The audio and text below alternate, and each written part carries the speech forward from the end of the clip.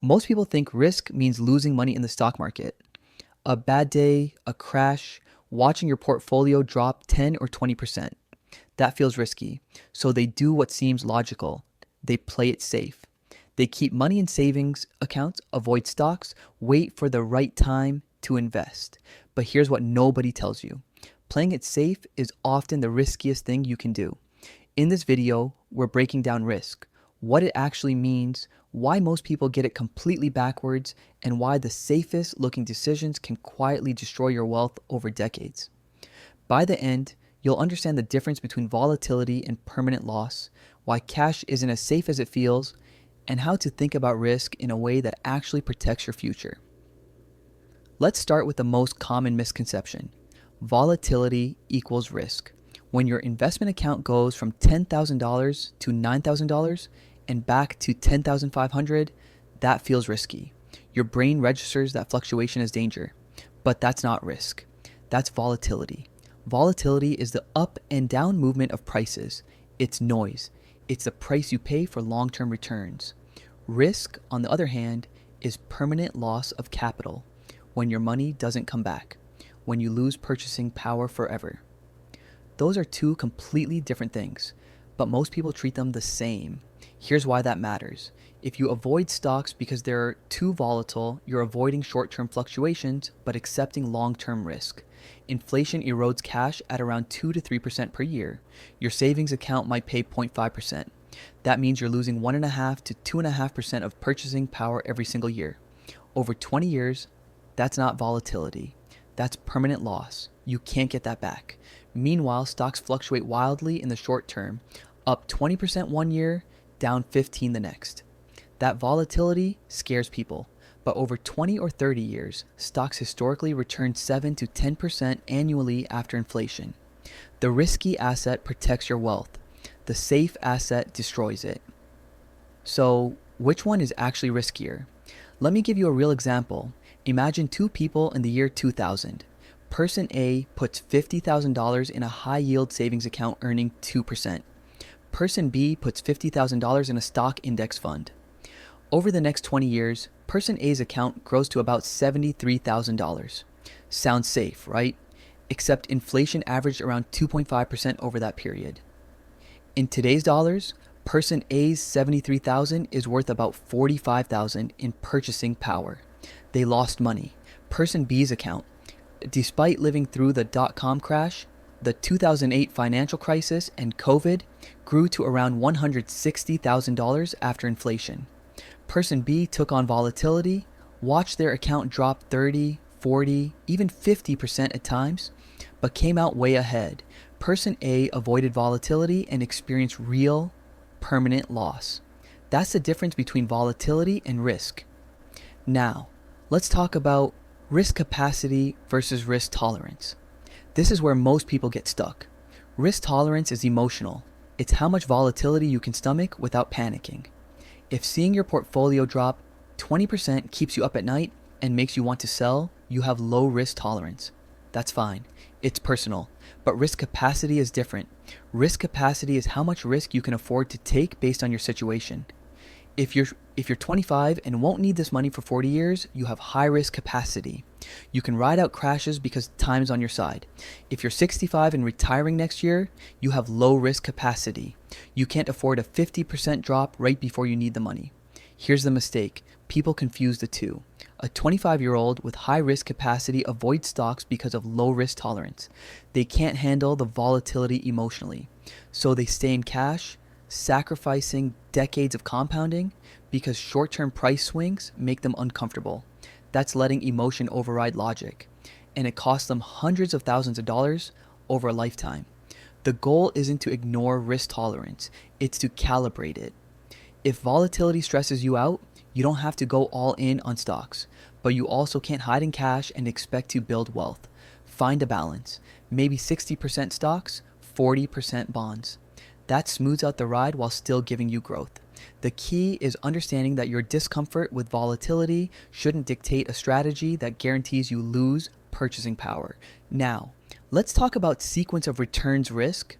This is one of the most dangerous risks most people don't even know exists.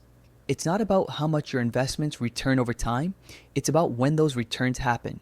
Here's the problem. If you experience big losses early in retirement, it can destroy your portfolio even if the market recovers later. Let me show you why. Imagine you retire with $1 million.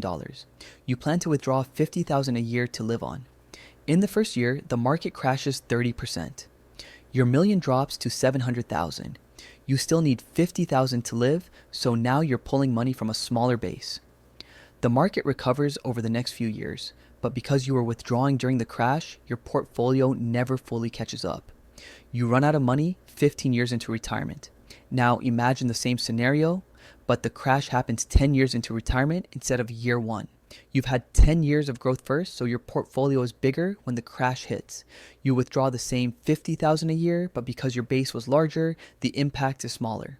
Your money lasts 25 years. Same returns, same withdrawals, different sequence, wildly different outcomes. That's sequence of returns risk, and it's why risk isn't just about how much you might lose, it's about when you might lose it. This is also why people near retirement shift toward bonds. Not because bonds have better returns, they don't, but because bonds are less volatile, which protects you from sequence risk when you can't afford to wait out a recovery. Younger investors don't need to worry about this. If you're 30 and the market crashes, you're not withdrawing. You're still contributing. A crash is actually good for you. You're buying assets on sale. But if you're 62 and about to retire, sequence risk is real. That's why age matters when thinking about risk. Now here's the big one. Why avoiding risk entirely is the riskiest thing you can do. Most people think the safest move is to avoid anything that feels uncertain. Keep money in the bank.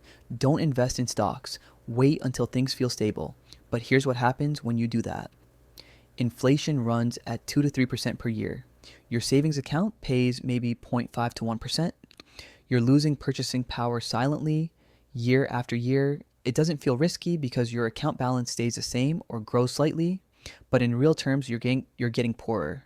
Over 10 years, a dollar today will buy about 75 to 80 cents worth of stuff. Over 20 years, about 50 to 60 cents. You didn't lose money in a crash, you lost it slowly, invisibly, by doing nothing. That's the hidden risk of playing it safe. And it's worse than market risk because you can't recover from it. If the market crashes and you stay invested, it comes back. History proves that. But if you sit in cash for 20 years, those decades of loss compounding are gone forever. You can't get them back. Let me show you what this looks like. Let's say you're 30 years old with $50,000. You're scared of the market, so you keep it in a savings account for 30 years. At 1% interest, you'll have about $67,000 at age 60. Sounds safe, right? But adjusted for inflation, that's worth about $37,000 in today's dollars.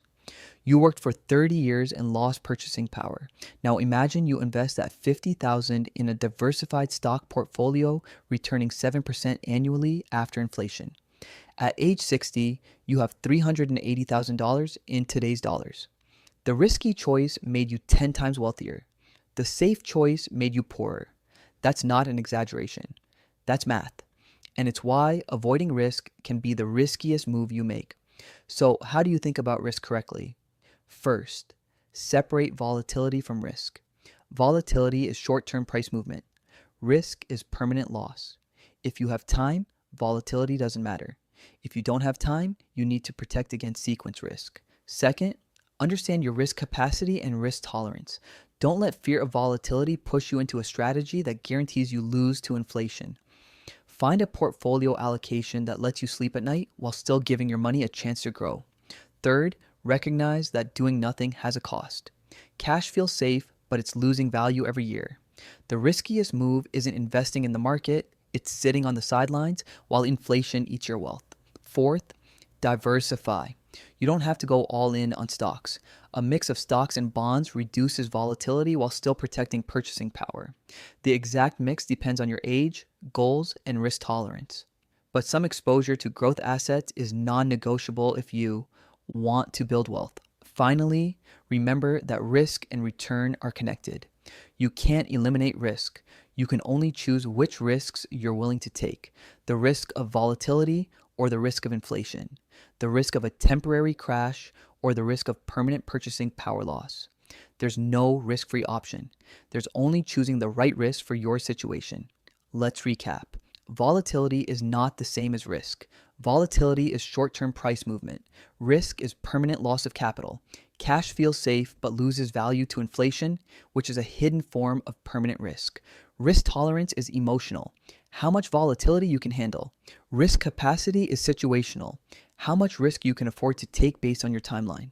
Sequence of returns risk means the timing of losses matters, especially near retirement. Avoiding all risk guarantees you lose purchasing power over time, which is the riskiest long-term move. The safest looking decisions, keeping money in cash, waiting for stability, are often the most dangerous because they expose you to inflation risk and opportunity cost. And the key to managing risk is diversification, understanding your timeline, and accepting that some level of volatility is the price you pay for long-term wealth protection. Next video, we're diving into how investing actually works, the mechanics of buying, selling, and owning assets. But for now, rethink what risk means. It's not what goes down, it's what doesn't come back. See you in the next one.